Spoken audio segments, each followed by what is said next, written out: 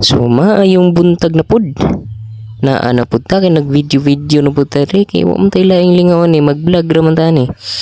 So nanganak na pa din yung mga baboy no. Nya di kita gansi sa yung pagpanganak kay daghan gini siya anak oh. Unya, wala pa ka follow? Aw. Follow na. Nya kini siya guys is pag ulang gini siya ng anak. Nya dili na butalugi ano yung pagpanganak no kay murag daghan gini siya. Ops, tuwa na, naligid na tanawa. Dili makakapuyo god. Og dito ra kagahigda-higda o di. Wala ka naligid di aron.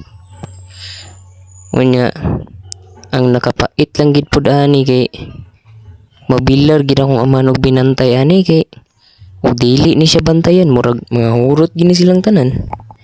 Kay og dili niya tamakan iya maning higdaan.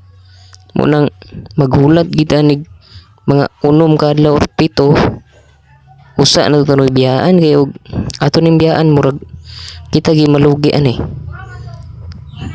Unya diri lang tataman. Kita-kita sa sunod video. Oh. Unya wala pa ka follow.